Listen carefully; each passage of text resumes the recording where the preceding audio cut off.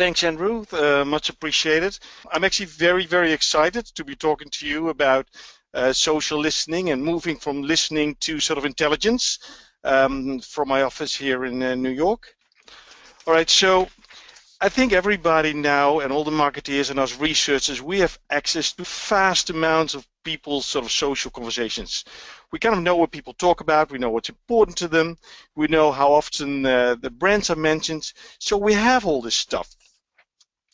But I think it's fair to say that all of us as researchers, we're really only tipping our toes into sort of all this rich pool of data and rich pool of insights. I think most of us are still using sort of word clouds, number of positive brands mentions, but there is so much more richer and deeper insights hidden in the data.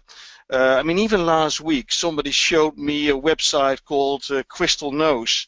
I don't know if some of you have heard about it. You put in your name and it gives you a real precise description of your psychographic personality based on everything that you've posted in the social ecosystem, from your Instagram account, your Facebook account. It's actually rather freaky. So there's a lot more we can get out of these social conversations than just word clouds or positive mentions with the brands. And using sort of new automated text analytic tools, using some real innovative frameworks, using analytics that we haven't used sort of in the past, we're actually able to really step change from I would say insights to the next step of consumer intelligence.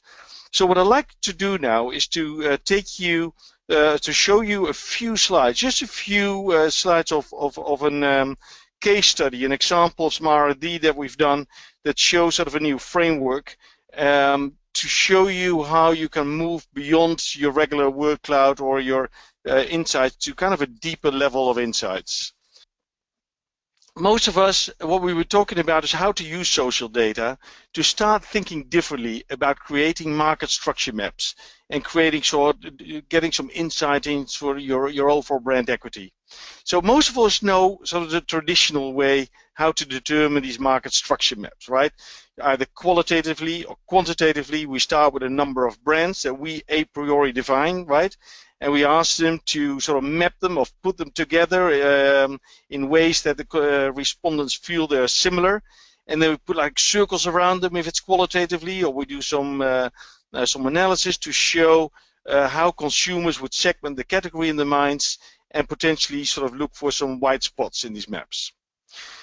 But now we're actually able to use social data to create the same maps, sort of a dynamic market maps, and determine sort of brand strengths. So I'd like to show you in a case study how we've done that and how that can be really useful to create without the use of primary research. And to do that, we're going to use sort of the emission scandal for Volkswagen back in somewhere September 2015. So as a background, I think most of you know, but Volkswagen against September somewhere 2015 was tangled in this emissions scandal where they cheated, they used software to cheat on the emission test, and that had a sort of a big impact and a big backlash across different media platforms. There were news reports out. There were some really funny cartoons all over the different sites and newspapers. They're actually more funnier internet memes, and most of you must have seen some of that, right? So what we've done, we started to investigate what was the impact of Volkswagen's sort of competitive position, but also how it impacted the structure of the US auto market. And to start, we start with a really simple graph to show you sort of the spike in these online conversations around that time. The scandal broke around September, and you see, of course, very simple analysis. You see that the conversations around Volkswagen really spiked. But what was more interesting is to look what was the impact on the structure of the auto market in the US. And to do that, to build a sort of dynamic social market structure map, we started with a really simple hypothesis, and this is sort of done on some research that was done by the Columbia University here in New York City. The basic hypothesis is that if someone mentions in a blog or in a post on Facebook or in any sort of social conversation, if they mention 1, 2, or 3 brands or 3 models together in one post, we kind of assume that in the mind of these people there must be some kind of connection or relationship between these 2 brands. It might be a positive connection or a negative connection, but if you mention 2 models or 3 models, in your mind there must be some kind of connection between these 2 brands. So based on that really simple hypothesis and some hard statistical analysis, we can calculate sort of a relative distance scores between all the brands that people talk about online by purely looking at how people talk about different models. And using that relative distance scores between the brands, we can actually calculate a map as you've seen or would recognize from market structure studies in the past. So here's an example. And by the way, the great thing about this, you can actually, because you're using social conversations, you can look at certain times in the past when you want to look at it. So this is a map that we've created based on these distance scores just before the scandal broke. So this is before September 2015, just before. And what we've done is, there's much more to sort of show around this analysis, but I wanted to show you a very simplified visual representation of such a market structure map based on the similarity scores. Now, if you look well, you see that Volkswagen kind of bridges the gap between sort of the European brands on the right and sort of the premium US brands on the left. So Volkswagen had an interesting position in the US market that, yes, it was seen as a European brand, but it kind of bridges in between. It was not as European as the BMW and the Audi. And this was before the emissions scandal broke. Now, right after the emissions scandal broke, interestingly, you see that the Volkswagen positioning on the map sort of moved, it changed. Maybe not too much, but it definitely moved away closer to the European brands and sort of away from the US premium brands. So there was more distance created between between Volkswagen and the US brands. So you could kind of argue that the emission scandal resulted in Volkswagen losing connection to the US brands and the US consumers. Right now, that's one thing that we did.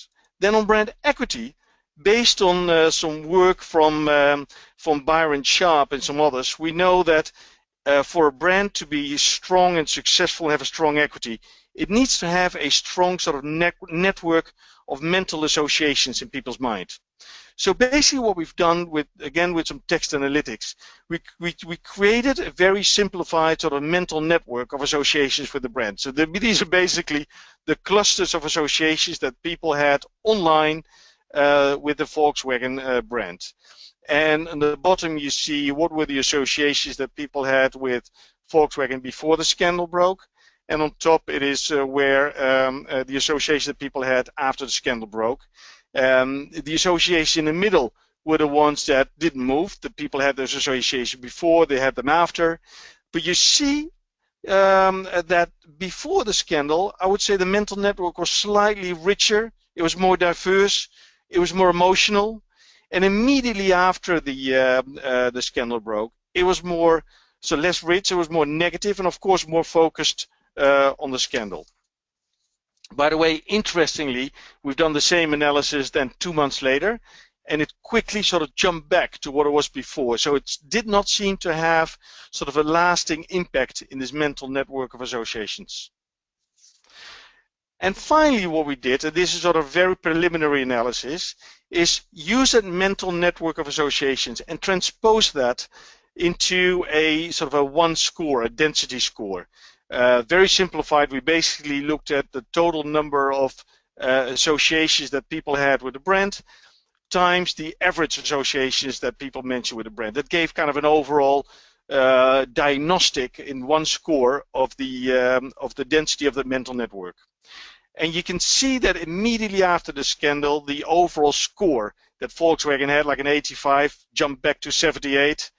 And again, we did the same analysis 2 months later, and we saw it jump back up to the original score. So it had a temporary impact on sort of the mental network, or In other words, so the brand equity is, if you know, if you see this as a proxy for the equity of the Volkswagen brand. So interestingly, you could see that these findings that we have, so this market structure map and the sort of equity map that we created from purely looking at social conversations, were kind of in line or consistent with what the market shows. So yes, there was a spike in the Volkswagen mentions and a spike in sort of the negative sentiment. There was a high frequency of mentions, but that returned quickly to the normal levels. The impact of the positioning on the map was minor and also moved back. And interestingly, if you look at the, I think there was 2 weeks ago, it was Volkswagen passed Toyota as the #1 automaker sort of worldwide and also in the US. So it seems that there was a quick decline in sales, but it's back up to where it was now. So that's again in line with the results that we saw from the study. So what I want to share, the last 2 charts is, first I want to show you what the 4 benefits I believe of using sort of social data to create these maps and to create this brand sort of analysis. Is 1, this is all done without doing any primary research, purely done based on social conversations. You can do this anytime without the need for a survey, #1. #2, which is a problem that you sometimes have with market structure studies, you're not held to the a priori list of brands and or the category as we define them as researchers. We just look at all the brands that people mention online. So there's no limit to the number of brands you want to analyze. It's just all, literally, again, all the brands that people mention, and therefore you let the category be defined by the consumers and not by ourselves. You can zoom in and zoom out. You can say, let's just look at a certain number of competitors. Let's take another competitor. You can zoom in, zoom out, and define any competitor set that you like. Because again, it is all based on social conversations, and you can sort of play with both the competitor set that you want to look at, but also for point 4, you can go back in time and see what happened before and after something happened in the market, which is of course a freedom that you do not have if you do some primary research. You've done your study, you cannot go back and see what happened before. So finally, I would say in summary, there's a lot of social and really rich social data available for us researchers, for us marketeers, on brands and on categories. But to really get beyond the obvious, you have to use some really smart frameworks, analytics, and text and statistical analytics. And if you do that, you can get beyond what we see before and get some real deeper insights that we have not been able to go before. And finally, I'm just showing here some tools which are, in my opinion, really only useful if you wrap them in and you integrate it with other data, other insights, and you activate it and help them to grow your business. So it only is really useful if you integrate it with other intelligence and other insights. And with that, I finish the presentation. If you have any questions, if you want any more insights, please let me know. And it's open for questions and conversations. Andrew?